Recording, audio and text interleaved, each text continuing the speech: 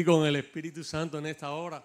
Qué bueno que tenemos entre nosotros a un Josué de nuestro tiempo, un conquistador. Démosle la bienvenida a nuestro pastor Nilo Domínguez, un guerrero de Dios. Aleluya, que aún está ahí firme en pie, peleando la batalla. Gloria sea a Jesús. Gracias, pastor. Qué lindo que estás aquí. Es un gusto, es un honor tenerte entre nosotros. Gracias a ustedes, qué bueno.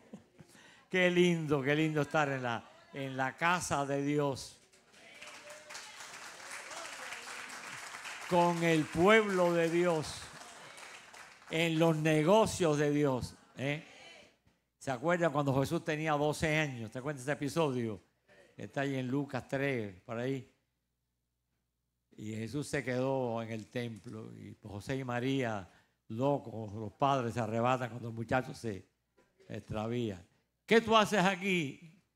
¿No sabíais que en los negocios de mi padre me es necesario estar? ¡Wow! Estar en la casa de Dios es una necesidad, mis hermanos. Yo necesito estar en la casa de Dios. Y tú también. Pero el diablo pone obstáculos, tú lo sabes, pone tropiezo, que si llovió, que si el carro amaneció con la goma ponchada, que si el muchacho no sé qué cosa. El diablo es malo y sinvergüenza, mi hermano. Qué bueno estar en la casa de Dios para alabar al Señor. Bueno, para mí es un placer estar con ustedes lo saben bien. Amo mucho a Fran y a muchos de ustedes los conozco de Cuba y he podido venir aquí muchas veces. Y seguiré viniendo hasta que Dios me deje. Pero en esta mañana quiero especialmente darle gracias a Dios por la salud. Ustedes saben que estuve hace unos días, 2 meses, 2 meses, 8 semanas. No tenía para cuánto contar los días. Hospitalizado. Allí estoy padeciendo hace unos meses un cáncer de próstata y el urólogo, el oncólogo, ordenó unas quimioterapias, pero esas quimioterapias fueron peor el remedio que la enfermedad. Por poco acaban conmigo. Pero Dios está vivo. Amén. Y me dio vida otra vez, mi hermano. Gloria a su nombre. Cuando Fran fue a verme 2 o 3 veces allí a la clínica, al hospital, le dije, Fran, en cuanto salga voy a estar con ustedes. Y aquí estoy. Cuando le llamé para la fecha me dijo, ay, pero Nilo, no voy a estar. Yo, mejor. Así te sustituyo, lleno el vacío ese que no es fácil de llenar, ¿sabes? Pero qué bueno que puedo estar aquí con ustedes. Hermano, ser cristiano es una cosa realmente extraordinaria. A veces no valoramos, no tenemos cómo medir lo que significa ser un cristiano. Ser un cristiano es ser un imitador de Cristo. A los cristianos se les llamó cristianos por primera vez, según dice Hechos 11:26 en Antioquía. Fue como un apodo, ¿no? Los cristianos, los seguidores de Cristo, los imitadores de Cristo. Nosotros tenemos que imitar a Cristo. Hay muchos modelos humanos. Yo recuerdo que yo soy cubano, igual que ustedes la mayoría, y desde muchacho aprendí a amar a José Martí. Siempre fue para mí un héroe. Y cuando llegué a este país, quité a Martí y puse a Lincoln. Pero ni Lincoln ni Martí es comparable con Jesucristo. Él es el Rey. Él es el Dios eterno, mis hermanos. Y Él vino a la tierra a dejar un ejército, una tropa, un pueblo, que es la iglesia. La iglesia de Cristo es el pueblo de Dios, es el reino de Dios. Cada uno de ustedes es un embajador de Cristo. Yo he tenido muchas veces que ir a embajadas a gestionar viajes y cosas de esas. Un embajador es el que representa a su país. Ustedes y yo representamos a Cristo. Donde quiera que haya un cristiano está un embajador de Cristo. La Biblia compara a los cristianos con muchas cosas. Por ejemplo, la primera vez que Cristo comparó a los cristianos con algo, los comparó como pescadores. ¿Se acuerdan? Dijo, ustedes van a ser ahora pescadores de hombres. Porque los discípulos de Cristo eran pescadores, la mayoría de ellos eran pescadores. La pesca, yo fui pastor de pescadores, yo fui pastor en Caibarien y allí tenía varios miembros de la iglesia que eran pescadores. La pesca es uno de los oficios más hermosos y difíciles que hay. También comparó Cristo a los cristianos con los sembradores. ¿Se acuerdan? El sembrador salió a sembrar y ahí sembró. También compara a Cristo con el soldado. Pablo habla a Timoteo, dice, sufre penalidades como fiel soldado de Jesucristo. Pero en esta mañana vamos a hablar del cristiano como un atleta. En estos días, hace unos meses, bueno, exactamente de julio 28 a agosto 11, se celebraron en París. ¿Qué cosas celebraron en París? Las Olimpiadas. El mundo entero estuvo pendiente esos 20 días de ese evento mundial. El deporte es algo bueno. El deporte ayuda a que el ser humano se fortalezca. Los atletas no pueden ser gente blandengue. Atletas tienen que ser gente musculosa, gente entrenada, gente capaz. Qué bueno que ese ejemplo de los cristianos atletas. Pablo habla de eso en el pasaje que leyó José, que lo voy a leer otra vez. Ahí en 1 Corintios 9, Pablo habla del atleta cristiano. Porque déjeme decirle que esto de las Olimpiadas no es nada nuevo. Las Olimpiadas comenzaron en la antigüedad, en los tiempos bíblicos. Pablo habla aquí, este episodio tiene que ver con una Olimpiada de aquella época. Las Olimpiadas no eran mundiales como ahora, eran en Grecia. Se llamaban los Juegos Panhelénicos. La palabra pan significa todo, es panamericano, los Juegos Panamericanos, toda América. Los Juegos Panhelénicos eran las llamadas ciudades-estado. No había cuando aquellos naciones, eran ciudades. Atenas, Esparta, Corinto, y cada uno tenía su rey y hacían competencias entre ellos allí. Y aquí Pablo habla de eso. Es posible que le haya presenciado alguno de estos eventos deportivos. Dice, no sabéis, a partir del 23, no sabéis, y esto hago por causa del evangelio, para hacerme copartícipe de él. Y no sabéis que los que corren en el estadio, ya había estadio, no se jugaba pelota ni fútbol, pero carrera, la lucha grecorromana, había muchas disciplinas deportivas. Los que corren en el estadio, todos a la verdad corren, pero uno solo se lleva el premio. Corred de tal manera que lo obtengáis. Todo aquel que lucha, la lucha grecorromana que todavía existe hoy, de todo se abstiene. Los deportistas tienen que privarse de muchas, no pueden comer mucho porque si engordan mucho ya no pierden el peso, sobre todo los boxeadores y cosas de esas, ¿no? De todo se abstiene a la verdad para recibir una corona corruptible. Era de laurel, la corona de laurel. Pero nosotros una corona incorruptible. Así que yo de esta manera corro, no como a la aventura, no a lo loco. De esta manera peleo, no como quien golpea el aire, sino que golpeo mi cuerpo y lo pongo en servidumbre. No sea que habiendo sido heraldo para otros, yo mismo venga a ser eliminado.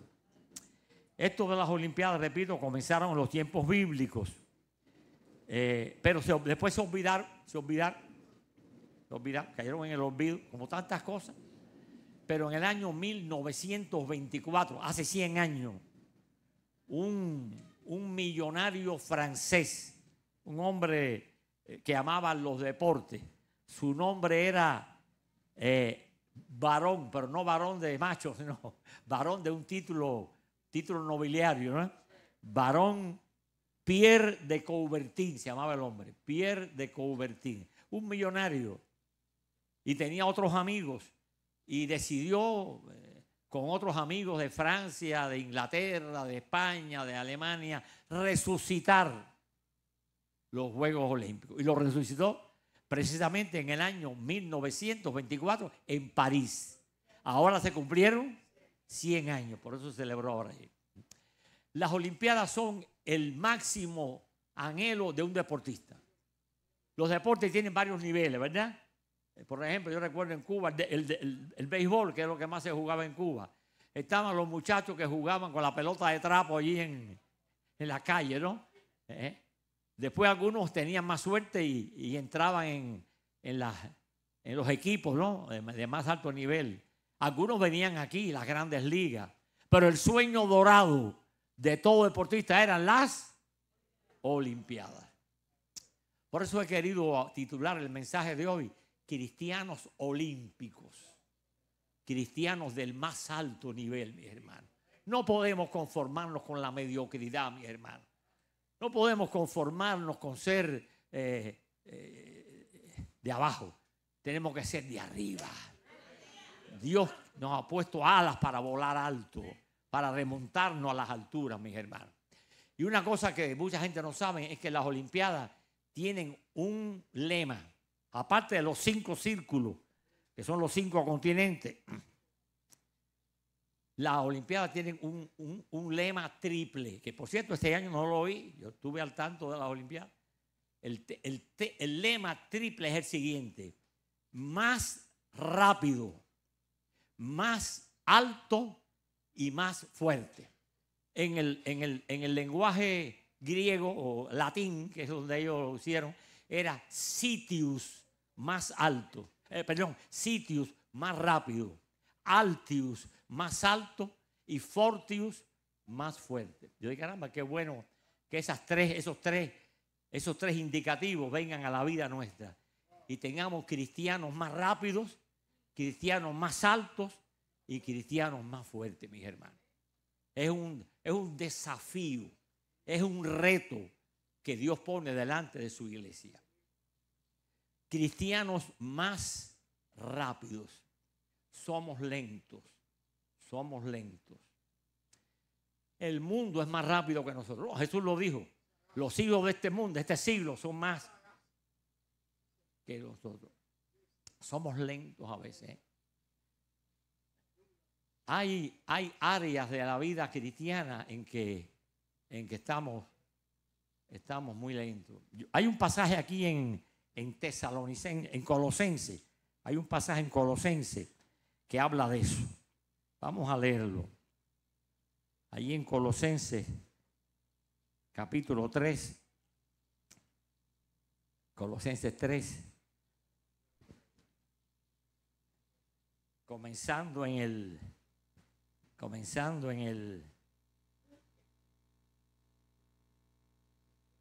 10. Colosenses 3, comenzando en el 10. Dice así: revestidos del nuevo, el cual conforme a la imagen del que lo creó, se va renovando hasta el conocimiento pleno. Si usted tiene que vestir algo es porque estaba desnudo.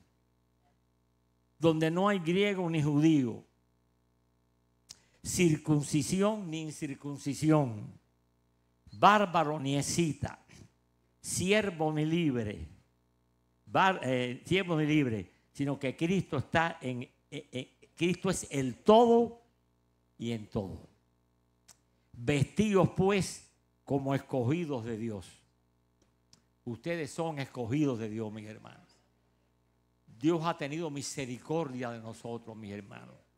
¿Quiénes éramos nosotros mejor que nadie para que Dios se fijara en ti y se fijara en mí? Vestidos pues como escogidos de Dios, santos. La santidad, mis hermanos. No la santurronería, la santidad, mis hermanos. Cristo dice: sed santos porque yo soy santo.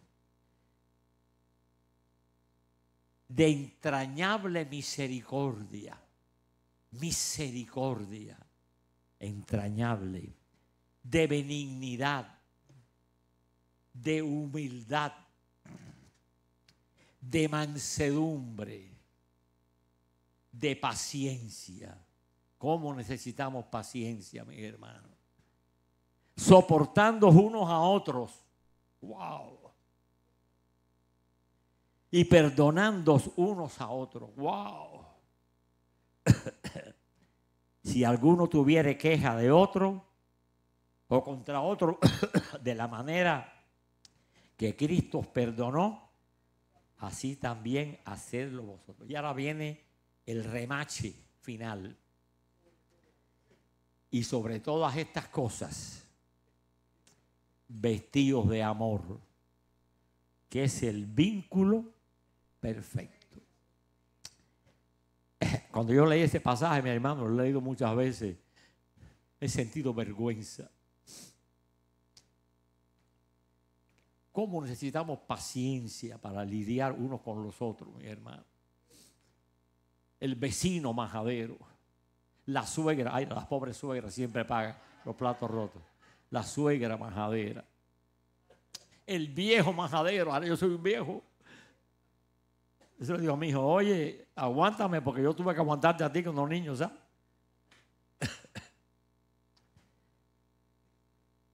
En la iglesia, gracias.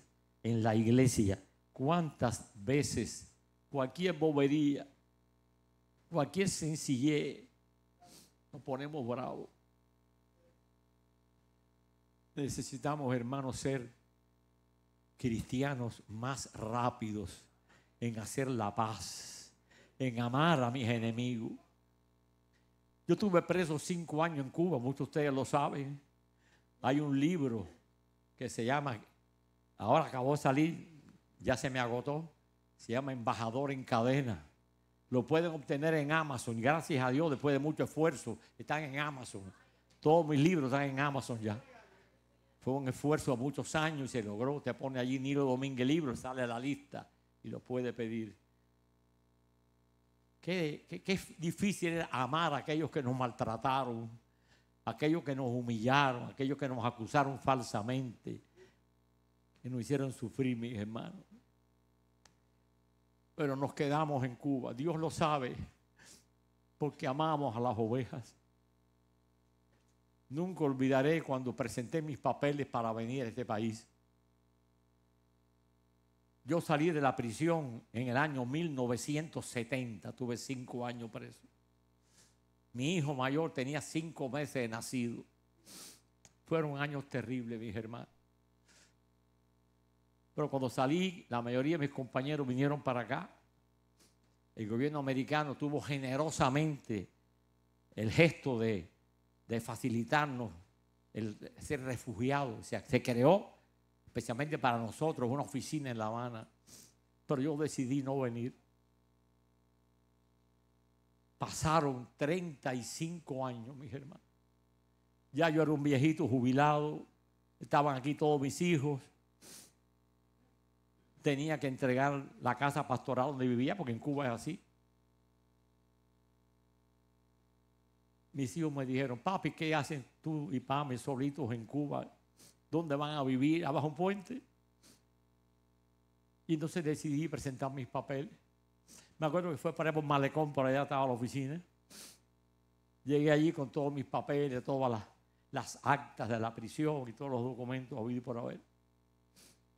Y los presenté allí. Al mes me citaron. Nunca olvidaré aquella entrevista, hermano. La cónsul, que hablaba muy bien el español, por cierto, ella me miraba, leía los papeles y me miraba. Me miraba. Me dijo, señora, aquí hay un error, ¿verdad? Usted salió de la prisión en el año 70 y está presentando estos papeles en el año 2005, 35 años más tarde, cuando usted podía haber hecho eso a la semana siguiente. Yo no podía hablar, yo tenía un nudo en la garganta. Le dije, mire, yo no sé si usted me va a entender, es que yo soy pastor. Y yo quería cuidar a mis ovejas del lobo. Usted sabe quién es el lobo, ¿verdad? Aquella mujer me abrazó, casi que lloraba, mis hermanos.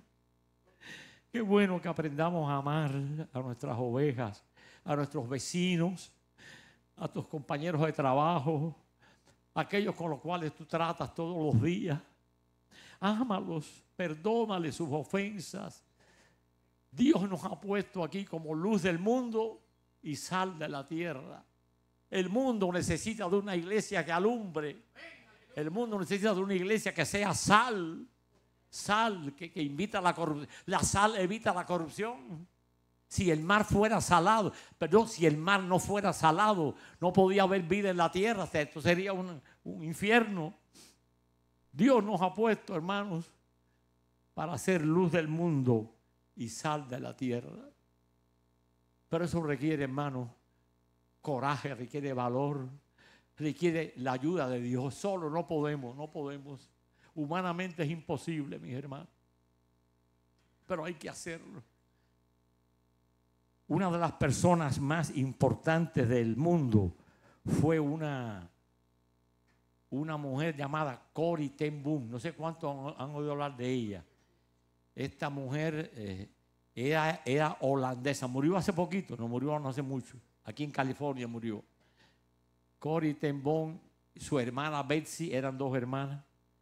Su papá y su mamá tenían una relojería en Ámsterdam, que era una de las ciudades más importantes de Holanda. Estalló la Segunda Guerra Mundial. Alemania invadió Holanda.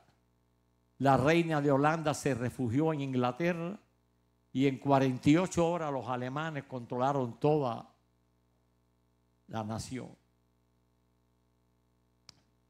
Pero la familia Boom, ten Boom, tenían mucha simpatía por los judíos. Y cuando empezó la persecución de los alemanes contra los judíos, ellos hicieron en su casa un refugio secreto. Hay un libro que se llama así, Mi Refugio Secreto, y una película también se llama así. Y lograron durante años esconder ahí a judíos, jugándose la vida. Pero un día se descubrió.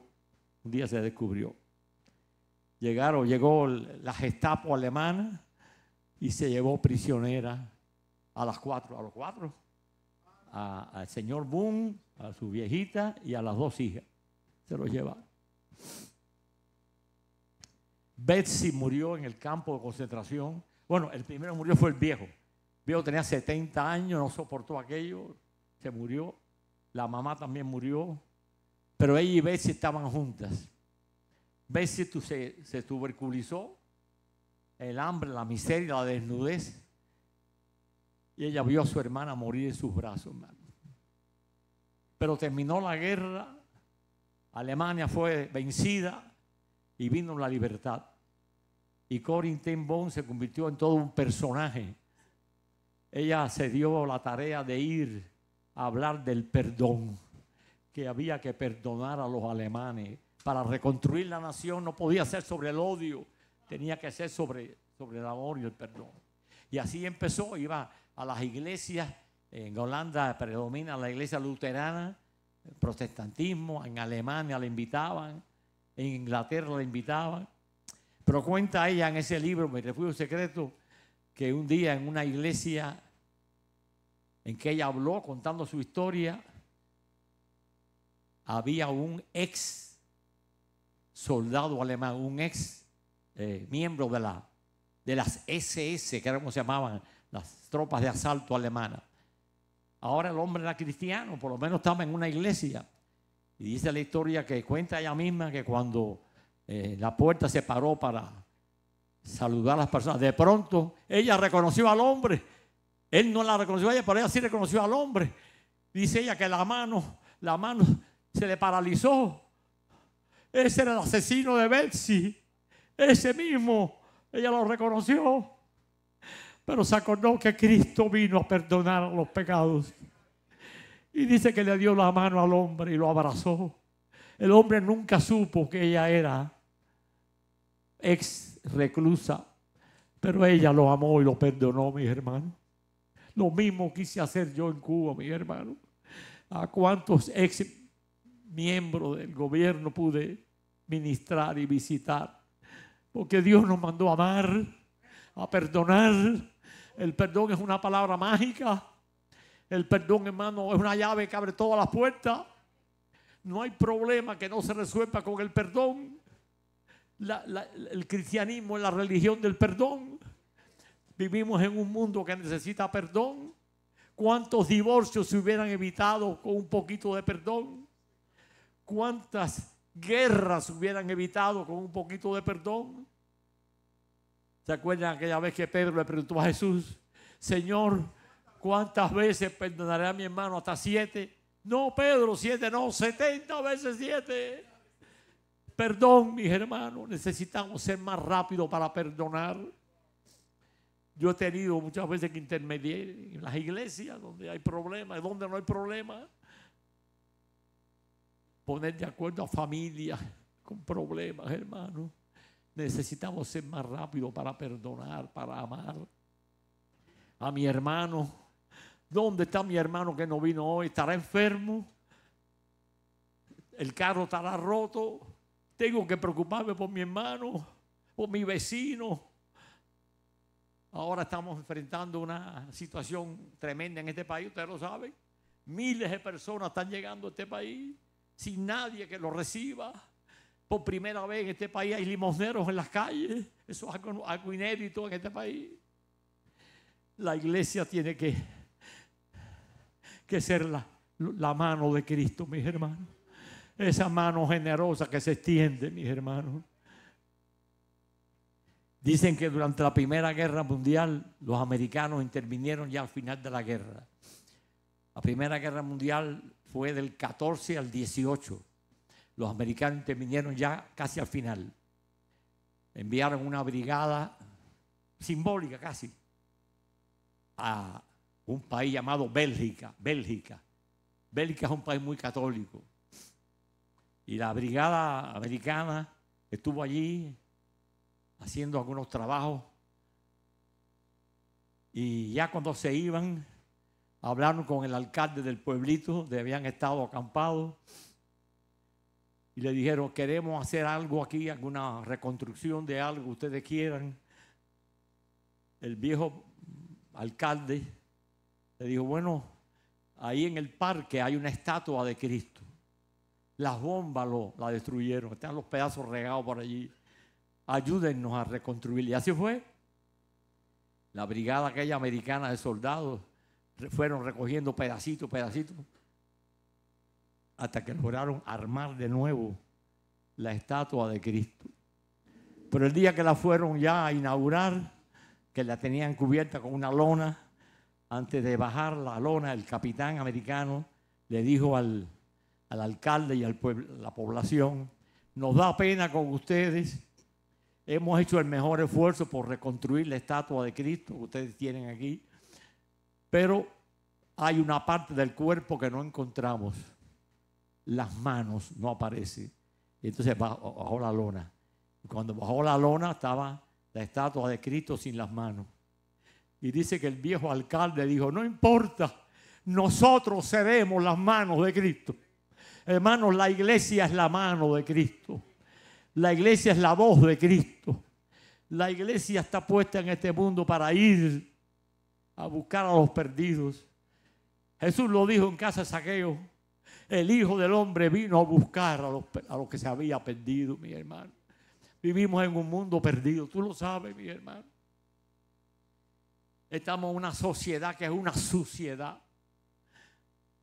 Por todas partes, nada más que oímos hablar de homosexualismo, de violencia. Todos los días hay 2 o 3 tiroteos en este país. Ya nos enteraremos luego dónde fueron hoy.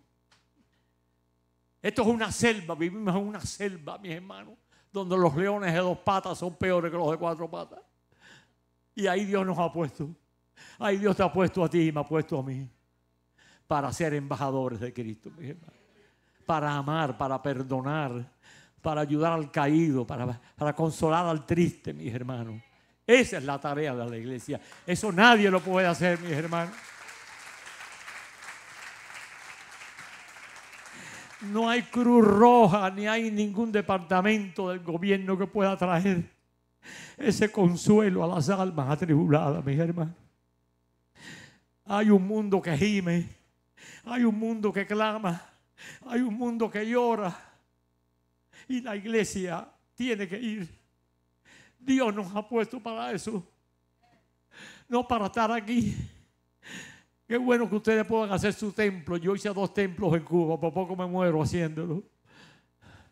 Pero el templo no es lo más importante, ustedes son lo más importante, la iglesia.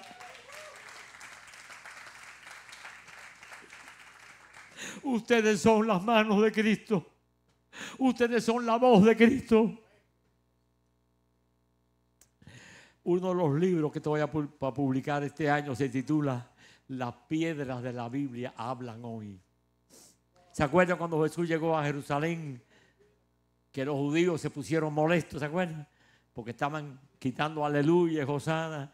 Le digo, oye, Señor, dile a tu gente que se calle la boca, ¿se acuerdan? ¿Se acuerdan que Jesús respondió? Si estos callaren, las piedras hablarán, mis hermanos. Hermanos, no dejemos que las piedras hablen, hablemos nosotros. Tú eres el que tiene que hablar de Cristo. Mañana lunes, donde Dios te ponga. A veces Dios lo pone en unos lugares incómodos. A mí me puso 5 años en una prisión, pero allí predicamos a Cristo, mis hermanos.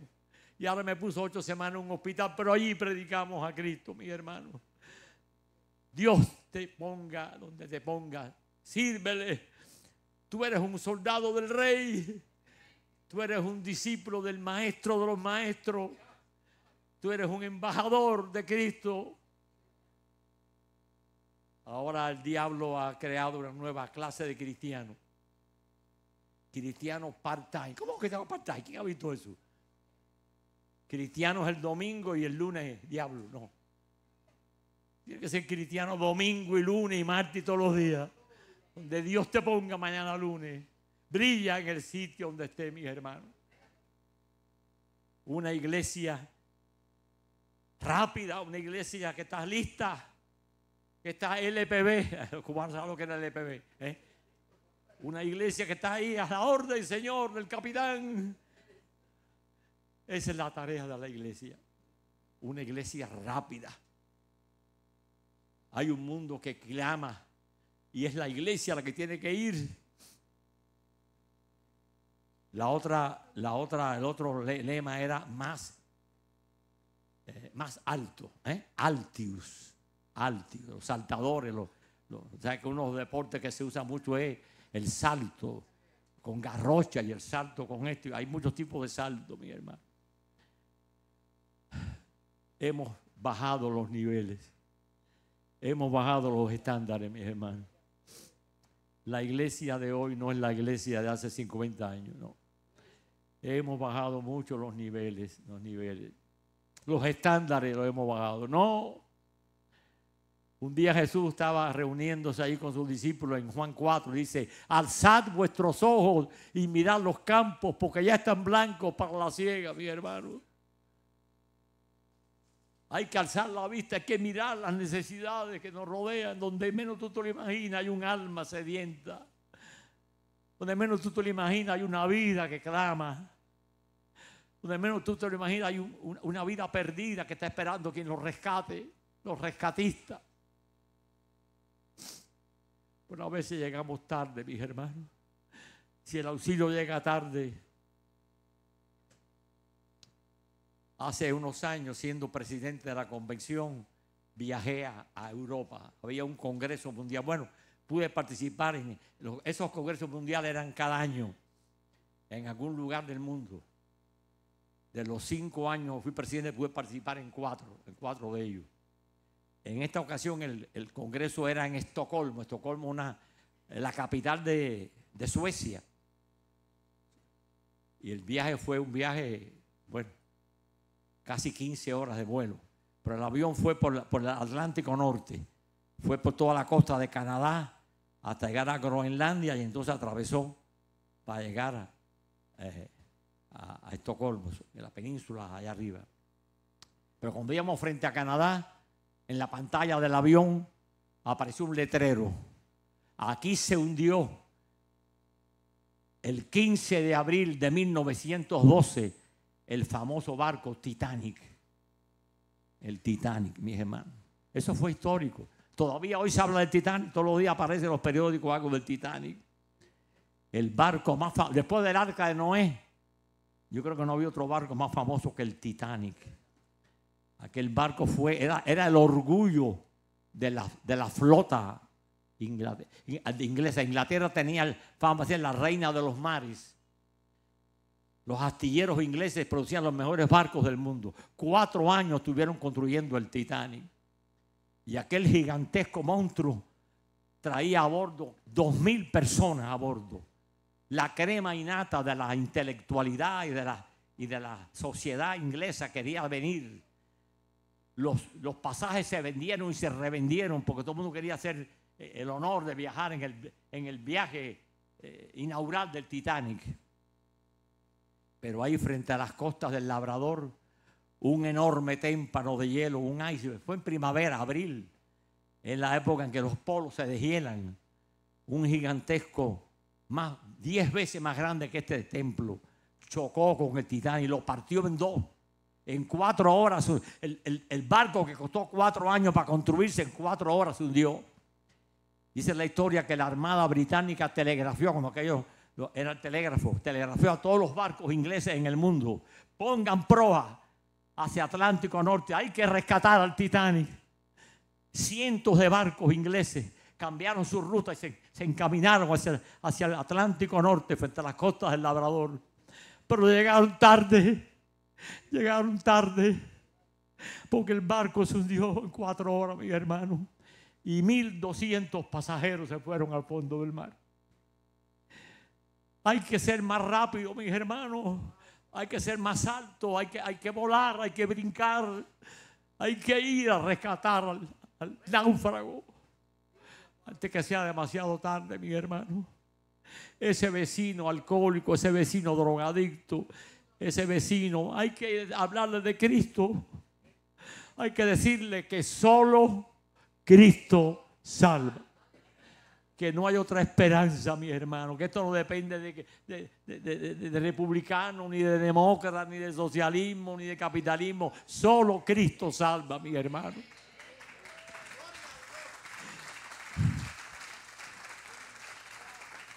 Y eso tú lo sabes, tú lo sabes. No te calles la boca, habla. Porque si tú no hablas, las piedras van a hablar.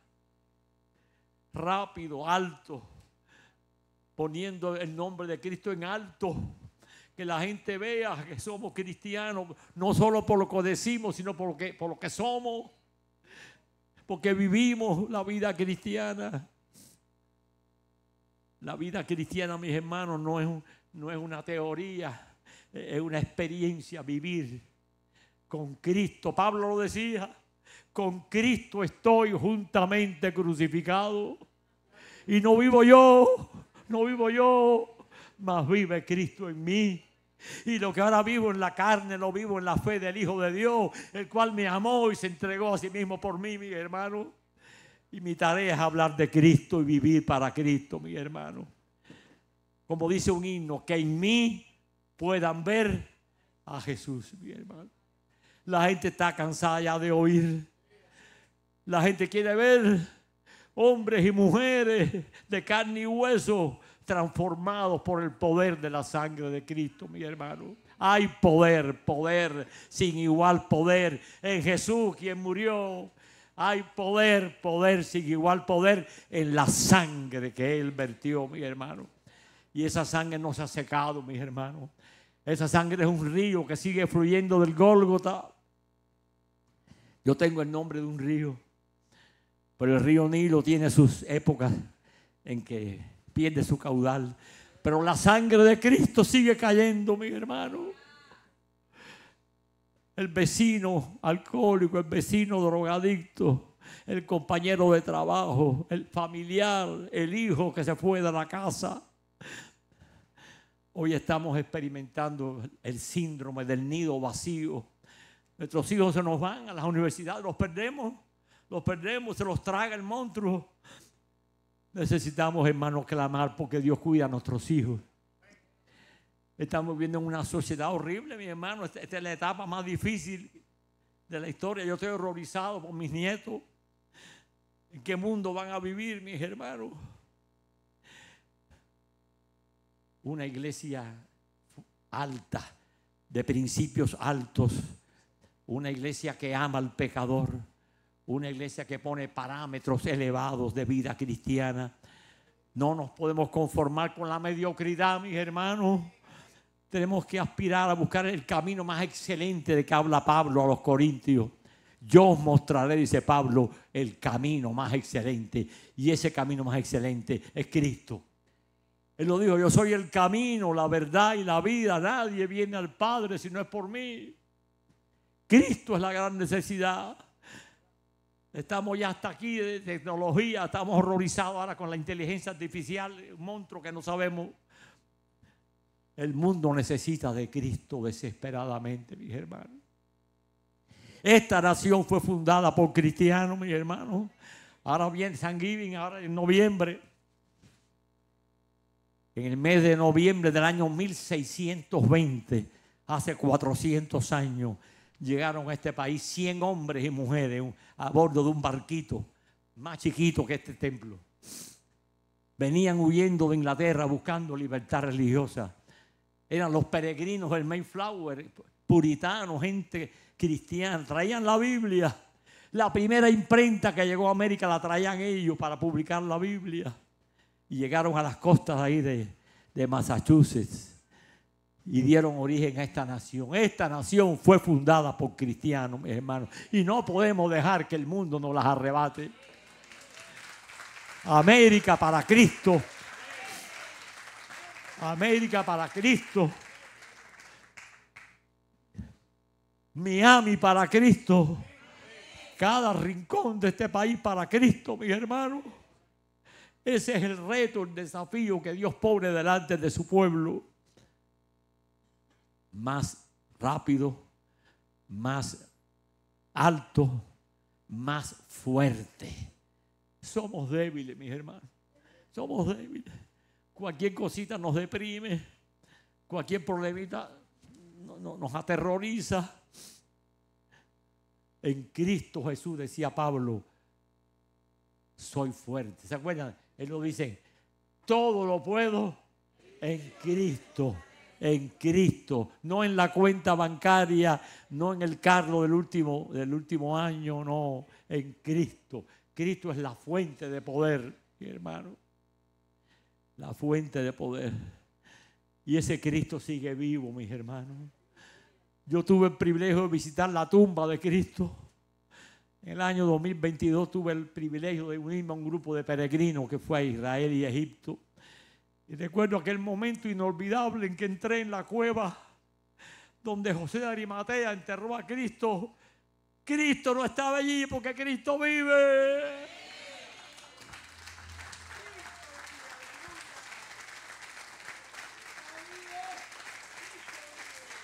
Cristo vive. Y vive en ti, vive en mí. Y vive en su palabra y vive en su iglesia.